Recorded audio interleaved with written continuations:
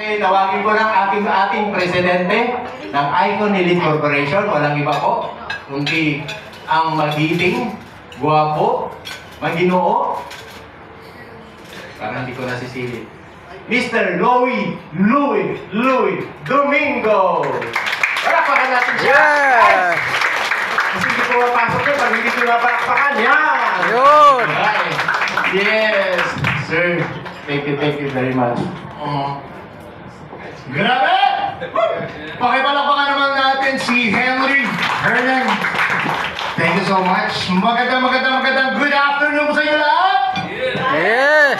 By the way, energy ba? Good afternoon! Yeah! Ayan, pag sinabi ko hi, sabihin mo hello. Pag sinabi ko hello, sabihin mo hi. Okay lang ba? Yeah! Hello! Hi! Yun, I like the energy. Buhay na buhay. Thank you so much. Ladies and gentlemen, biglaan lang ito. Hindi ko alam, may presentation pa kami. Pero anyway, nakakatuwa and we are here para po magpakilala at humarap po sa inyo. Para makilala naman po ninyo kung sino po si Icon. It's called Icon. Diba? I-Q-O-N. Elite Corporation. Mabigat po ang pangalan na Icon. Mabigat na pangalan yun, dala mong marka, diba? Icon na nga, elite pa. Pero actually, it will serve as a reminder po sa amin, lalo na sa mga founders, sa board of directors, sa management, that it will be a guide and a pattern for us to follow. Hindi ko lang po alam kung na-discuss po sa inyo kanina yung IQON. Actually, I stands for integrity. It's the highest form of honesty. Dapat okay kami, honest kami, tuwid kami. Letter Q, bibilisan ko lang. Letter Q is quality. Quality, of course, starts from our character. Sa amin, disiplina. Kumbaga, maayos kami, attitude, even the terminologies that we use, dapat maayos kami pag umaharap sa madlang people. Tama? And then from that, naayos namin ang aming attitude, ang aming character, ang aming pag-uugali. Kasama na po ang pagbuo ng kumpanya na dapat matuwid, maayos siya, at dapat walang tinatapakan. Mas masarap yung ganun. Tama, di ba?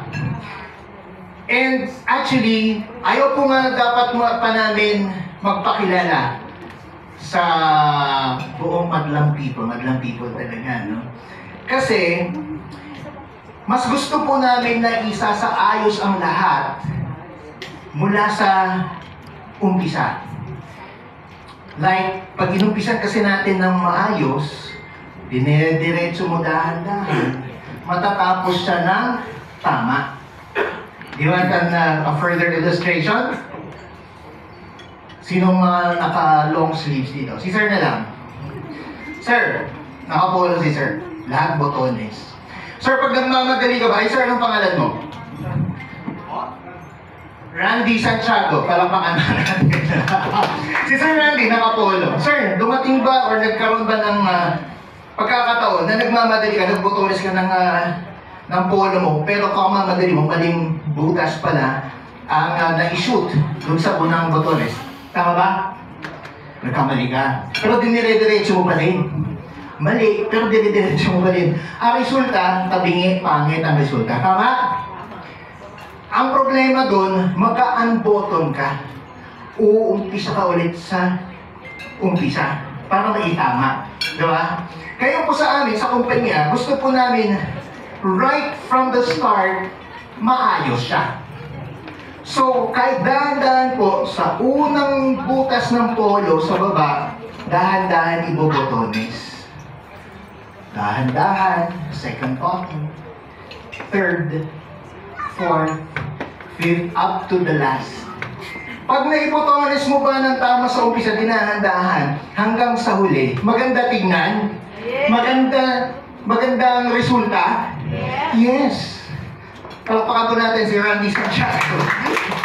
That's what we want po sa company. That's why, first of all, ang inayos po namin ay yung SEC registration. Actually, dapat Icon group siya with the letter C. Pero as you can see, it's letter Q. So, Q stands for quality. So, pagkatapos ng SEC registration, which na-release po sa amin May 16 of this year, 2025. And then, right after that, sunod-sunod na, corporate account. We have our BIR. We have our license to engage in business and so on and so forth. And then, of course, yung sa products natin, may CPR na rin. Pwede ba natin yan? Yes. Yung ating